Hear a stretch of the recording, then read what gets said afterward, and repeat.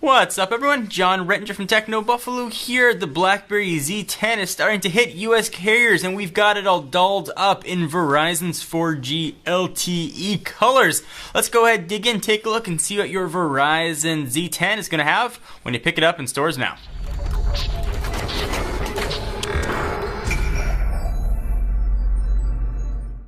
Alright, so the box is relatively nondescript. Verizon at the top, BlackBerry logo down below, little Z10 emboss action, what's in the box, but of course we'll run through all that, and that's about it. We will ceremoniously take off the sleeve. Boom. Nothing really different about the Verizon version versus the unlocked or the GSM side, but I'll remind you of what all the specs are here in just a moment. Take the phone out. Our version is all done up in white. Actually, I haven't seen the white version yet, so that's kind of cool. So there is the phone.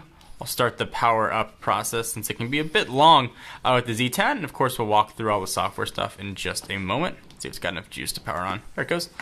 So what are you going to get in the box? You are going to get a 4G LTE SIM card. You're going to get some start here information. You're going to get this guy letting you know it's using a Snapdragon processor. Got a wall wart and a cable, and that is it. No headphones to be found in that box at all. We'll push all that stuff off to the side. Here is what you are here to see, the BlackBerry Z10. So it's going to be available for $199, but of course that price is always subject to change, so check with Verizon before you pick it up.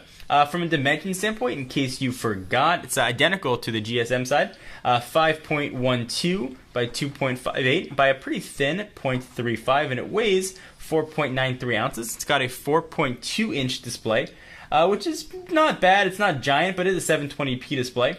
1800 milliamp hour battery, 1.5 gigahertz dual core Snapdragon chip, 2 gigs of RAM, 16 gigs of storage, plus micro SD, 8 megapixel camera on the back, plus 1080p video, 2 megapixel shooter on the front, but that can also shoot 720p.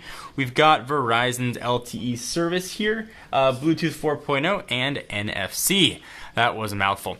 Alright, so here is the white version. Interestingly enough, the white, while not being the same backing as, of course, the black one, also feels different. So the black one has a bit of a soft touch, almost fake rubber feel to it. The white one has more of a plastic feel to it. They're both textured, though, so keep that in mind as you pick which color you want. Personally, I like the way the white looks, but I like the way the black feels, so you're going to have to decide there. But other than that, they look almost identical. So push that off to the side. Let's go ahead and take a look at the settings and see what software version this guy is running. We'll jump on into settings. Try that one more time. Jump on into settings, and let's check out the OS, the hardware, and the rest of that information. So you can see what software release is running. It's running 10.0.9.422. Go ahead and go back. Let's do a real quick size comparison here. We will bring in the 4.7-inch HTC One. Again, this is a 4.2-inch screen here on the Z10. They look like big brother, little brother. Certainly those design are very reminiscent of each other. You can see what they look like from a thickness standpoint. Let's also bring in an iPhone 5, so a 4-inch screen on the iPhone versus the 4.2 on the Z10. See what those guys look like.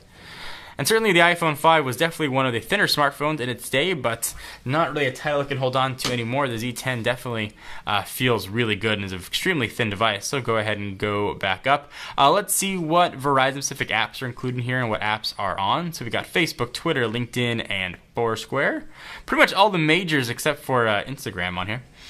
So you got My Verizon Mobile, Backup Plus for all your contact backing up, smart tags included, games, and that really looks it for Verizon branding, which is quite nice. This is a global ready phone, so it'll work on GSM networks wherever you might be. Other than that, though, it's pretty standard Z10. We've got a charging and micro HDMI on the side. On the top in the middle, we've got your power and lock button, 3.5mm headset jack, and you've got a noise canceling mic, volume up or down, and a mute or stop button depending on what you want to do. Of course, the back is still removable, so go ahead and pull this out. Boom. And this is where the battery is going to live. It's the LS1. Let's check, see if we can check the milliamp hours on it without pulling it out. Alright, we'll do a battery pull here and tell you guys what milliamp hours we're looking at. It is an 1800 milliamp hour affair. It's where your micro SIM cards are going to live, and if you want to do expandable storage, you can pop that sucker in right there.